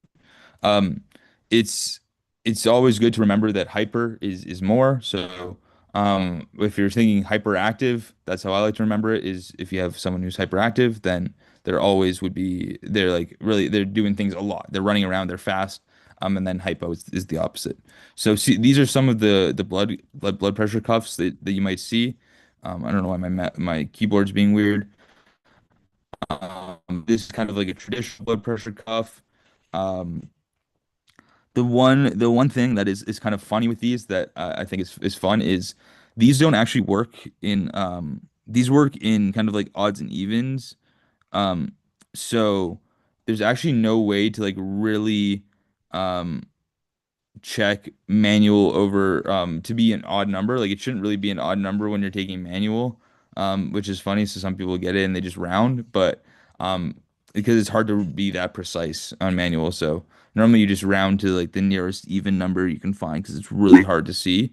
But these are cool. If you've ever taken them before, you kind of you pump the pressure up all the way. You won't hear anything. You slowly lower the pressure, and then you'll start hearing the heartbeat.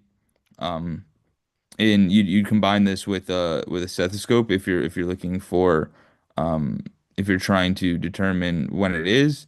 And then what would happen is you'd start hearing the heartbeat at the systolic, so it would be let's say 120, and then you'd stop hearing it at the diastolic, which would be around 80 ideally, right? And then these are some of the digital monitors, so you don't actually have to use the stethoscope to hear, and they just give you the exact number, and these could be odd. So we're gonna go through a couple interactives. We'll try and be pretty quick. So If you want to put your answer in the chat, so that a lot of people have the chance to answer. I'll take one hand, but I'm just gonna go through them pretty quick so we get through the entire workshop. Um, but the first thing I want to say before we get through all of these is that when looking at vitals, it's really important, if you guys remember from the emergency medicine workshop last week, that you get a history from the patient. It's part of the sample questions. And you want to know what their typical resting rates are, because that can be influenced by a lot of different things. So if you have someone that has maybe elevated heart rate or elevated blood pressure, and you're like, oh, it's not super elevated, but it's elevated, and you talk to them and they go, "Oh yeah, my resting rate is, my resting heart rate is 120 or 130," which isn't ideal, obviously, but then you're not as worried because that's normally what their typical range is. So just remember that these are all ranges, and you know, you sometimes you're more worried about things when it's just different than their typical range versus actually outside of the, textbook correct range. Okay, cool. So, a 35-year-old male presents after completing a marathon on a hot day. He reports dizziness and fatigue, and these are his vital signs. Um, does anyone, let's see, Rowan, do you want to take a guess at what these vital signs might indicate? Okay, first of all, hello. Hi. Secondly, I think his blood pressure is low, so he might eat something sweet. Okay. Yep. So blood pressure is a little low.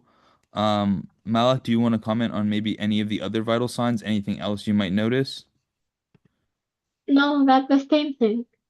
Okay, so what you're saying is that everything else looks good. Yeah. Okay, sweet. Um, so yeah, so that's close. I would say the heart rate is a little elevated, right? So this would be called tachycardia. Um, but otherwise, yeah. So blood pressure's a little low, heart rate's a little elevated.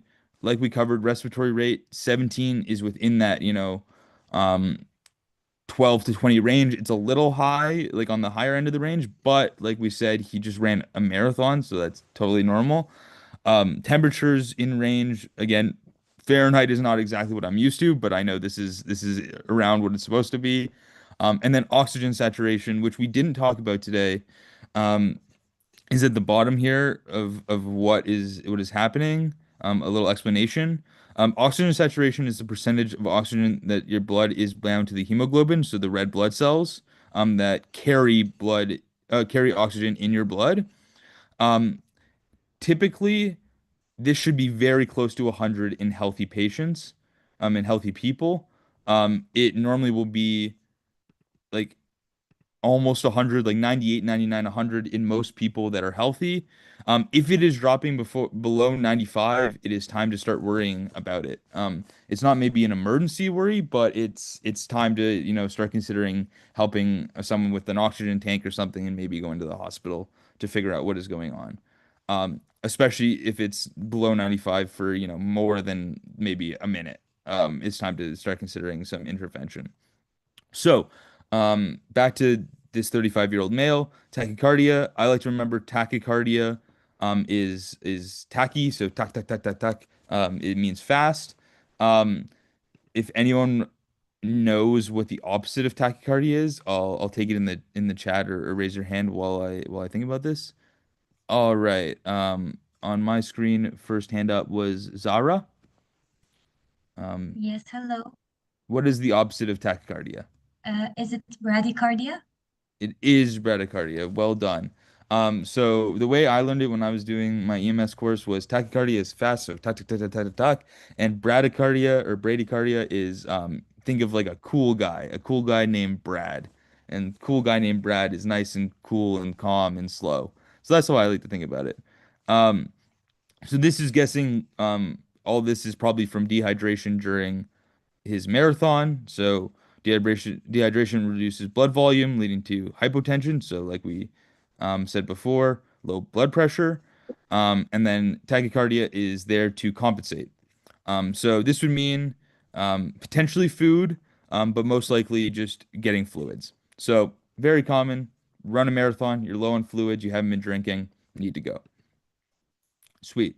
Um, we'll go to the next one. 25-year-old female is brought to the ER 3-day with a 3-day history of fever, fatigue, and poor appetite. These are the vital signs. Does anyone want to give me a quick what is going on with these patients? Which ones look in range? Which ones look kind of concerning?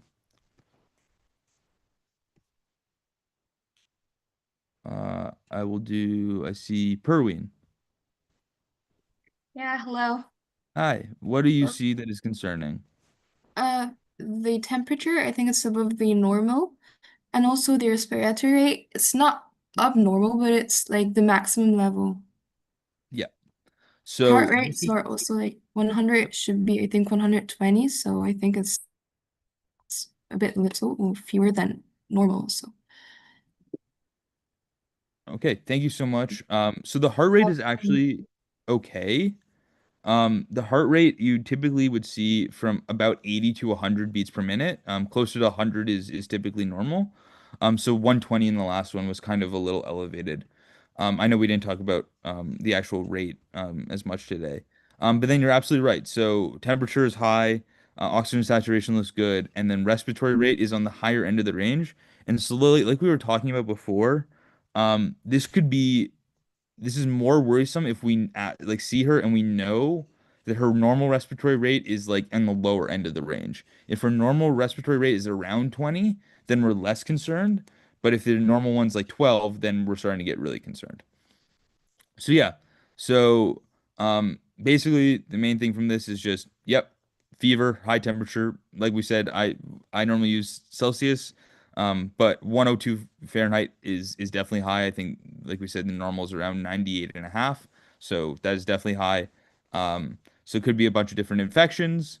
And then you would take a bunch of other tests to try and figure out maybe what kind of what this fever is the response of.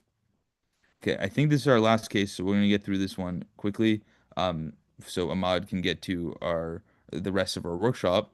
But does anyone want to give me a little rundown of these vital signs? 29-year-old male brought into ambulance after vehicle, pale and clutching his abdomen. Okay, on my screen I see Malak Hani. Sorry, there's multiple Malaks. Yes. Okay, hello. Yes, hi. What do you notice from this one? I think that the heart rate is very high because the normal is from 80 to 100, and the blood pressure is very low, and the respiratory rate is very high because the maximum level is 20. Mhm. All right. Veronica, do you maybe want to comment on temperature and oxygen and just tell me what you see?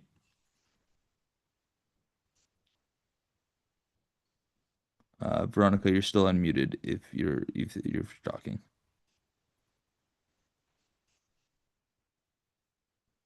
Okay, I'll go to the next person. Farida, do you want to comment on temperature and oxygen?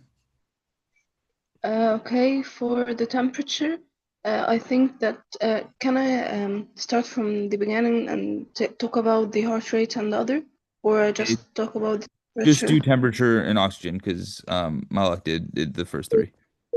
I think that the oxygen rate is a little bit decreasing. It's as it is 92%. So the respiratory system increased its rate to the 30s to compensate the amount of the lost oxygen. Yep. So absolutely, that's kind of what we were talking about before, where the oxygen is low, respiratory rate increased, and then blood pressure is low, so the heart rate increased. So the heart rate and respiratory rate have increased to compensate for low blood pressure and low oxygen saturation. Temperature is pretty okay. It's in the range. So these are also really high heart rate and really low. Um, this is really hypotension, really tachycardia.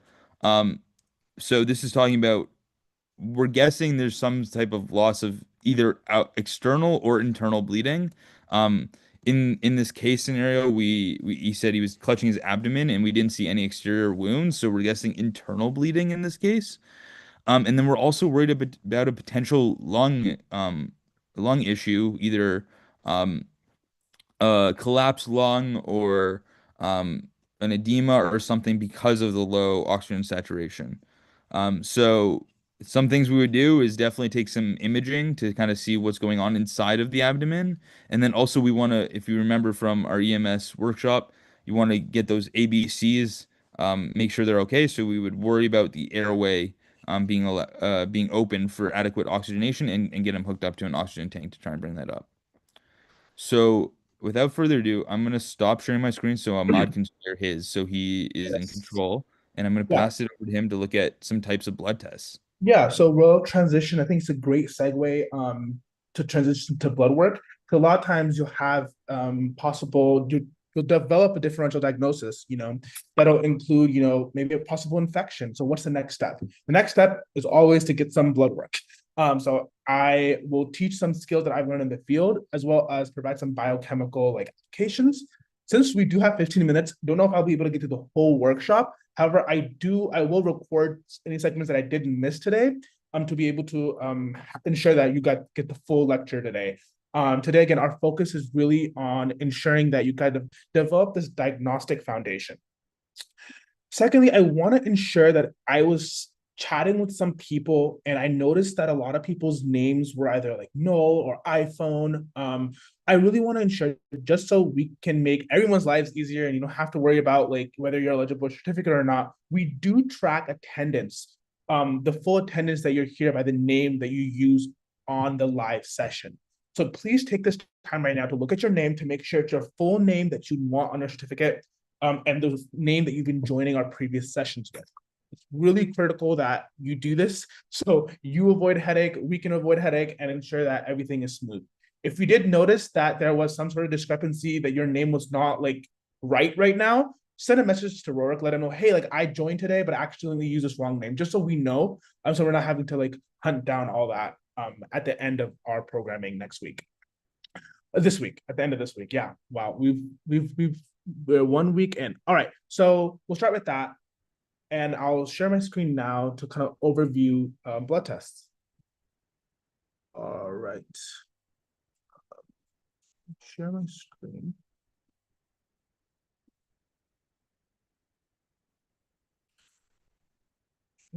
Okay, let me know if everyone can see my screen, and I'll have the chat open. You're good. Okay, sounds good. All right, so again, you go to the doctor, you're feeling sick, the doctor wants to complete a differential diagnosis, and this differential diagnosis includes constructing a list of possible conditions of the patient's symptoms. The next step is always ordering blood tests. I also wanted to re-emphasize, as someone who's worked in the healthcare field and as someone who's currently working in hospice care specifically, vitals are is one of the most critical parts of your job duty. So to be able to look at a vital and you can tell what's going on with the patient right then and there.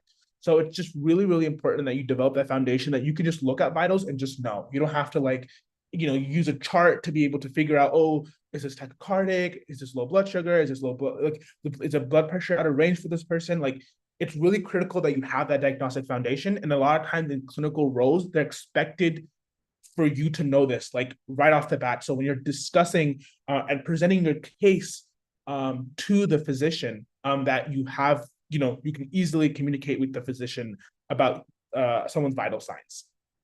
I did send a presentation yesterday of how to develop skills in case presentations on Slack. So if you were wondering how that looks like, feel free to check it out. This sheet has saved me a lot when I've been shadowing. So please reference this. I think it has a lot of great information that you could utilize and kind of get in the mind of how to speak as a doctor. So I love this workshop. I had a couple years ago, I spent a year doing phlebotomy work, and I think it's just really important that future clinicians have an understanding of how blood tests work.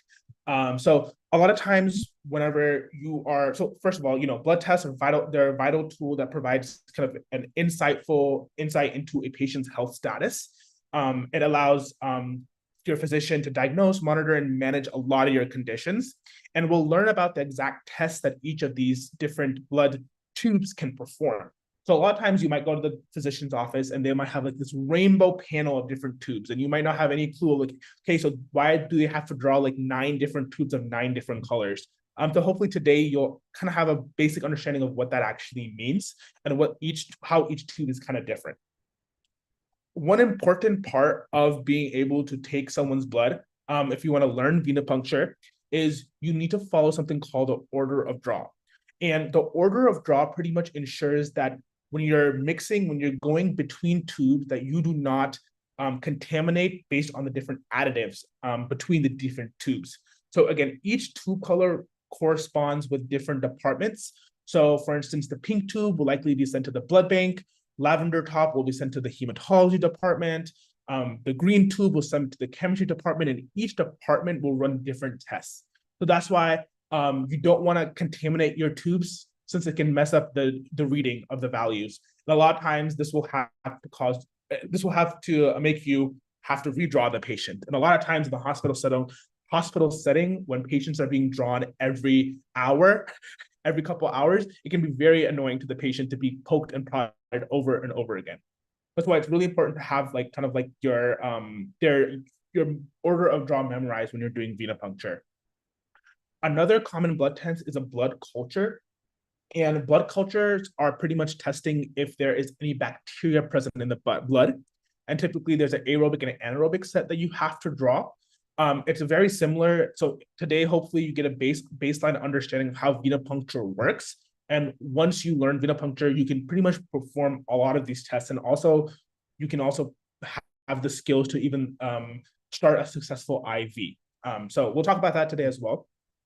So yeah, ensuring that, you are following the order of draw is the main point here, to ensure that you don't cross-contaminate the tubes.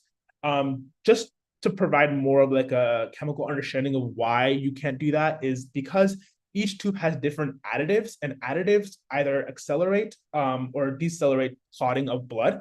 So some tubes have this and some tubes don't.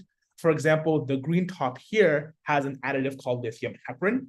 The lavender top has an additive called EDTA, and other additives could include like sodium heparin, is another common additive found in tubes. And again, you don't want to cross mix these different additives. So it's really important that you are able to draw and follow this order of draw. It's called another important thing is also if you're doing tests where you're drawing blood from someone, blood cultures always come first. So you'll do the blood culture, then you can proceed with the order of draw. If blood culture is something that's ordered on a physician's, if it's on the chart to be ordered. Also really important, something that I struggled with when I was having to draw like floor after floor after floor at 3 a.m. in the morning is inverting the tubes. Always ensure that your tubes are inverted, and this just ensures that the proper additive mix well with the blood, and it ensures proper separation. Another common skill to know is some tests typically have you make sure it's on ice. So typically when you're looking at the chart, you'll see that some tests are on ice. So make sure you're following that. And that kind of goes back to some of the principles in biochemistry. For example, if someone is, for instance, doing a glucose test on a green tube, they want, for instance, to have an accurate measure of someone's glucose. And some biochemical processes such as glycolysis can continue, and this can affect the reading of the glucose. And putting it on ice kind of helps decelerate that process. So again, it's important that you follow the order that has been given to you by the physician, by the physician's orders. So to start off with, you have a lot of veins in your body, and typically where phlebotomists, where we like to draw blood, is in the AC area called the antecubital fossa. These usually have some of the biggest veins.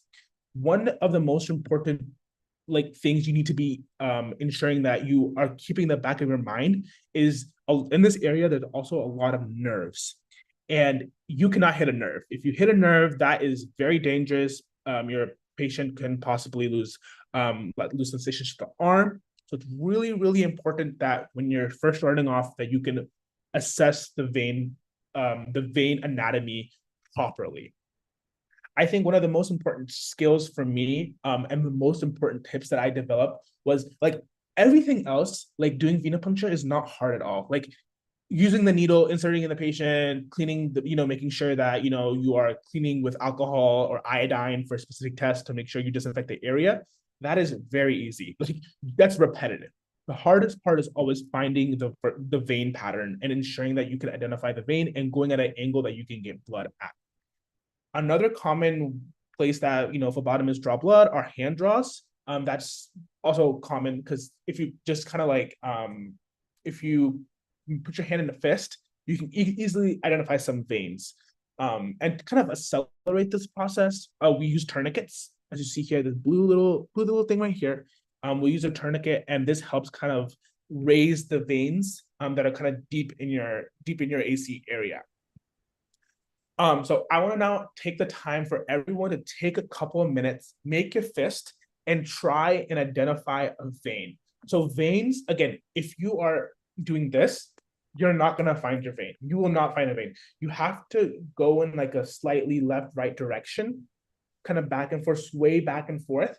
And you need to go in your AC area, and if you need to press not firmly, but press gently, but not too firmly, So press gently, and if you press gently, you'll be able to identify, you'll be able to feel a vein. Veins are bouncy, so you'll be able to feel a bounce in your AC area. That's how you know you're in a vein. Sometimes if you are dehydrated, for example, or you're taking a lot of meds, your veins can be harder to find. And that's what's a phlebotomist's job. So we've been trained, and we know how vein patterns are. So like it's pretty easy for us to identify veins whenever we've seen them, we've seen all the different types of veins. If you have harder veins, they might be harder to find. However, you can go, sibling or a parent and go and try and find their veins. It's a pretty fun clinical skill to have. So has anyone been able to find their vein? Let me know in the chat. I want to see if anyone is able to find their vein, even though it's a little hard. Oh, I don't think the chat is on, actually. Raise your hand and let me know if you found your vein. Yay. Maisha, how does it feel? Like, how does your vein feel? Were you able to identify after you use it? Is there any specific technique that you utilized? Oh, well, I just did what you asked us to do, and I was able to see also to some extent. I was able Yes. to see the Yeah. blue color, so it helped me trace it. But yeah, Exactly. I mean, I have done that quite frequently, actually. When I get bored, I do that a lot. So Yeah. No, I love that. That energy resonates with me. I think a lot of times, yes, it's sometimes you can see the vein. That's a good technique. That's a great way to find a vein. However, veins move, so never rely on that as your all in all. Like, make sure you are, able to still feel the vein. So when you're going into a patient, for example, if you from a mile away, some people have great veins. That doesn't necessarily mean that like that's where you go, because sometimes once you kind of study vein anatomy and you'll feel a bunch of veins can roll, and that is a nightmare for a phlebotomist, because when you're putting the needle in, the vein is going in a different direction. So once you've kind of assessed you felt a lot of veins, you'll be able to avoid those specific veins. And sometimes I would say 90% of patients do not have veins that are easy to just see by the hands. A lot of them, again, are dehydrated. They are, they have other health conditions that prevent their veins to be able to be seen. So really, really important that you always be able to feel. You always be able to feel. That's really, really important. yeah, I've observed the rolling over of veins a lot. Yes. I see that. Oftentimes that happens a lot. Yes. Great work. Great job, though. So yeah, you've identified the vein. The next step will be to ensure that you use alcohol or iodine. Some test procedures such as blood cultures involve you to actually use iodine instead of alcohol. It kills, and it disinfects at it disinfects at an even greater level. So you'll clean the patient, make sure you've identified the vein. Then you put the tourniquet on. You'll go in with the needle at about 30-degree angle. And I'll show you exactly what you're trying to aim for in a second when you're trying to position the needle. And then once you've assessed the vein, you'll go in, you'll grab the tubes that you need following the order of draw, and then you'll continue. And then you'll, remove the tourniquet, put gauze on, apply pressure, and put a Band-Aid on. It's also really important that before you take the needle out of the patient, that you remove the tourniquet. Never leave the tourniquet on, because if you take the needle out and the tourniquet's still on, you will be in a bloody mess. That's all I can say. I've done this quite a few times. I've actually forgot to take the tourniquet out, and I was faced with a bloody mess. So do not, make sure you take it out, and then make sure you also put pressure on, because what can form in this formation of getting blood is hematomas. And these are really, I don't know if you've had hematoma before, it's like blood spilling out of your vein, and it can leave a very painful mark. So ensure that you are following the proper order of doing that. And then, since it's a biohazard, ensure that your sharp goes straight into the needle, to the sharps container.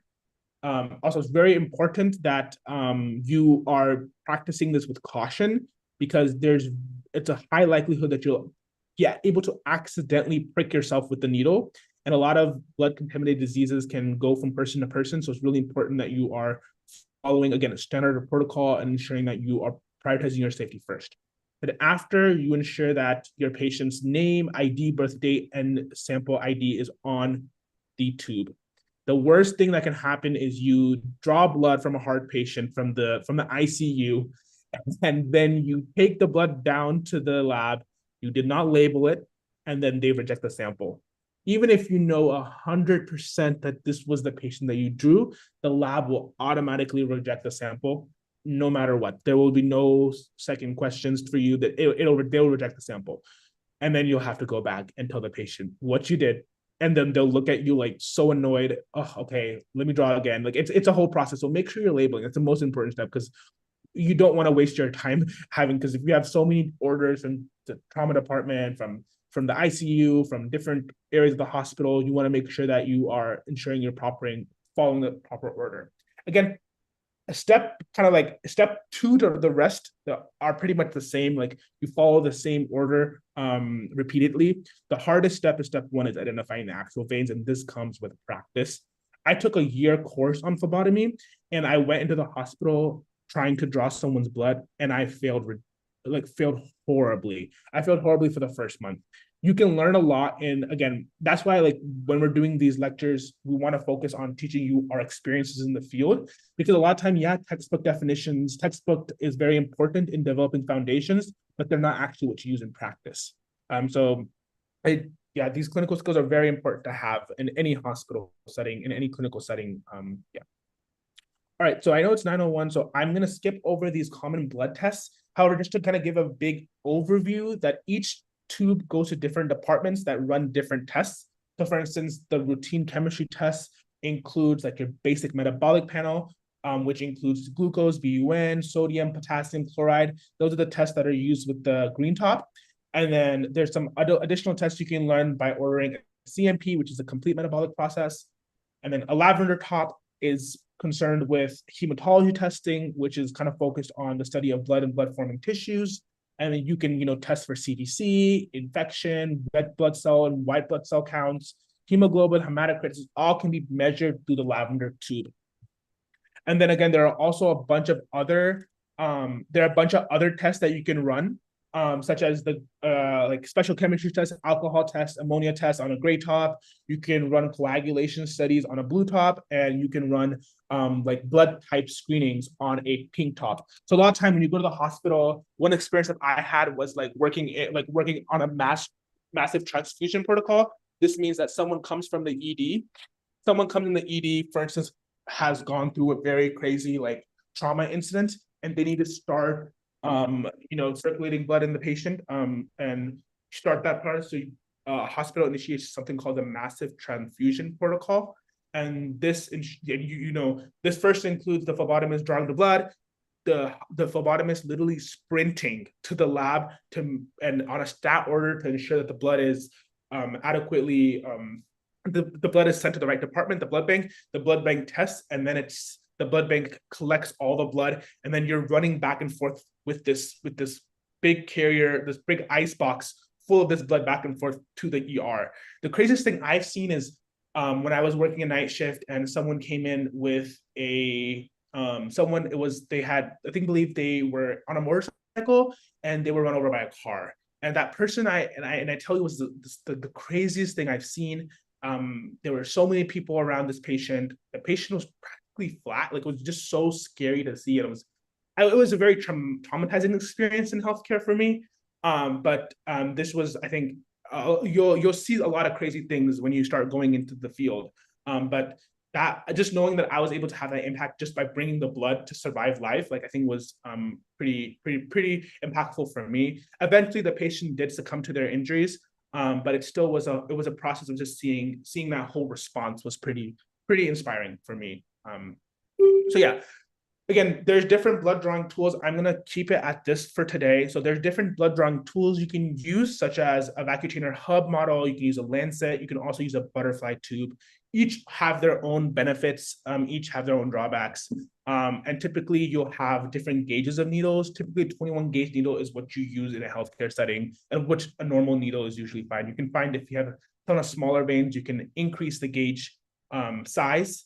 As you increase the gauge size, kind of the diameter of the the needle actually decreases. And then I did include some, again, when you're drawing the actual blood, you want to make sure that the bevel was up. And this is what I'm saying earlier, is that if you go in too deep, you can miss the vein. So you have to go at a right angle to ensure that you enter the vein.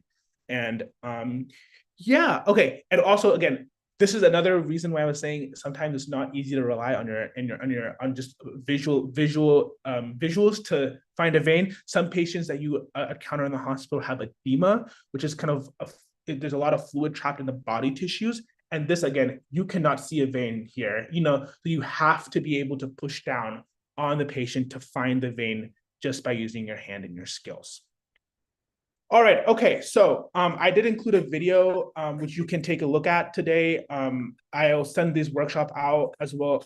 Yeah, I'll send this out so you can look at, and then you will be able to also do IVs. Similarly, IVs are actually just delivering, so instead of taking out something from someone's bloodstream, you're actually delivering fluid, medication, and other substances. And then I also had some biochemical applications for when you take some, for instance, when you do a glucose test, what is it actually measuring, and what does the process, like the biochemical process, actually look like? Again, since we're over time, I do not have the time to in-depth go into that. However, feel free to look at the slides. I'll provide some speaker notes that you can reference. And if you have questions, just reach out to us. I know it's 9:06 now. I'm going to release the last poll for today. So everyone can have that and do it. So, save a meeting poll. And then I will launch that now. And then I'll stick around for about 5 minutes. Work will stick around for about 5 minutes to answer any last questions. But I know we had a lot to teach today. So I hope you learned something new today, learned something helpful, and we will share these slides with you today, over the next couple of days, over the next day or two. Over the next day, we'll share the slide, or today at the end of the day. And yeah, we hope you enjoy the session. If you don't have any questions, feel free to hop up after you answer the poll. And thank you so much for attending, and we look forward to having you back on Wednesday. And if anyone has any questions about this kind of stuff in general, you can always message me or Ahmad with him with phlebotomy questions, me with ambulance related questions. Just like, even if you want to ask just like some of our silly stories that we've done of us messing up, feel free to just message us on Slack, or if you want to put it in the questions so that other people can see.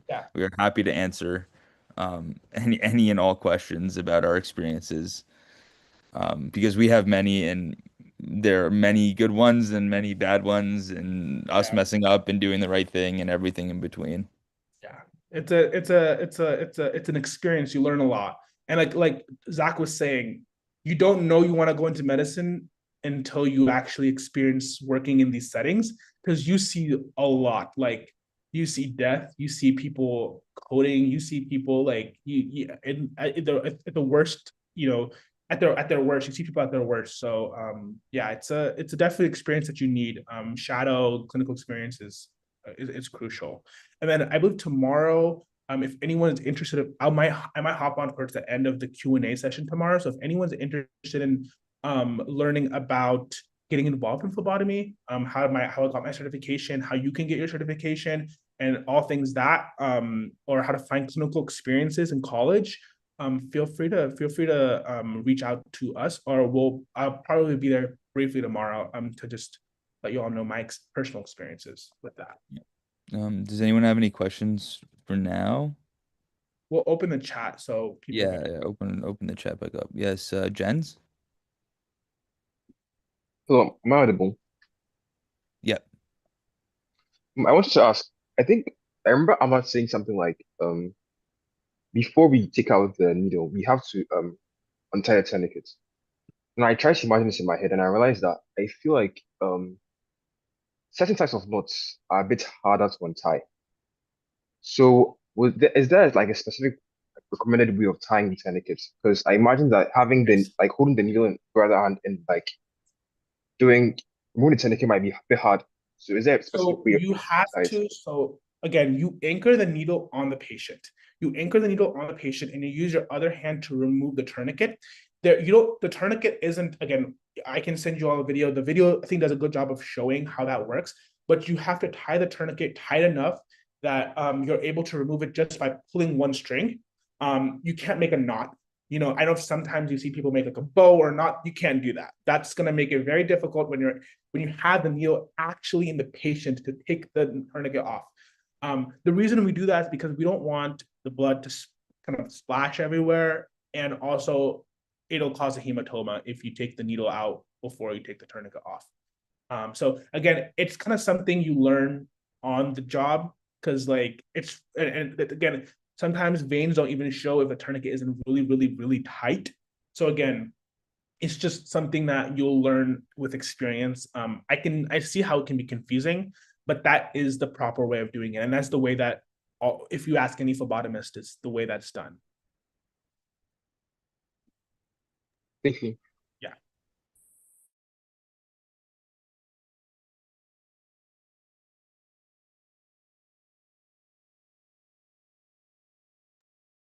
Ahmad, you're muted. Oh, I saw a question in the chat about, or I think a personal message around. I really want to know infos on how to start research while in high school. Come to tomorrow's workshop. Davina is hosting a workshop tomorrow on exactly to answer that question. So she'll have a ton of opportunities. She'll show you how she crafted cold emails and everything. So tomorrow is it's your day if you really want to know all things about starting research, getting your first position, all that. Tomorrow's workshop will be the day. Tomorrow's optional workshop will be where you can answer, she'll answer all those questions. Again, it's at 5 p.m. EST to about 7 p.m. EST. So 2 hours of, she'll have a lot of time for questions.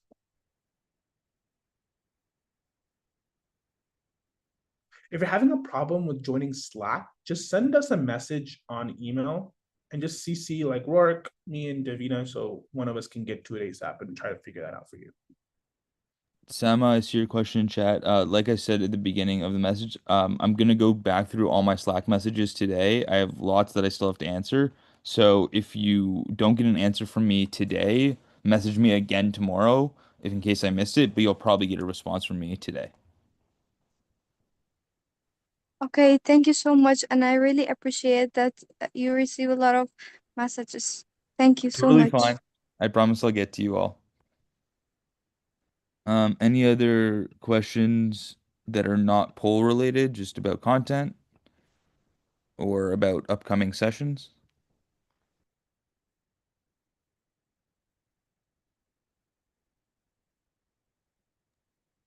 Okay, I think we are good then. We'll go ahead and end the session now and reach out to us on Slack if you have any other questions. Oh, contact. Oh, we're gonna add Zach to our Slack.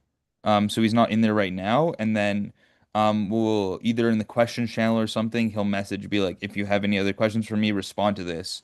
And then you'll be able to message him there. So it's not there yet, but we're gonna add him, and I don't know, either later today, tomorrow, something like that. That'll be an option for if you want to ask more questions to Zach.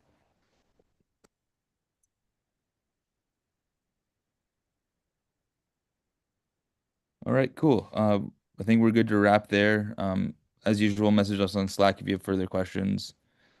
Thank you guys for another great workshop, and we'll hopefully see some of you tomorrow at our optional research information session, and then if not on Wednesday.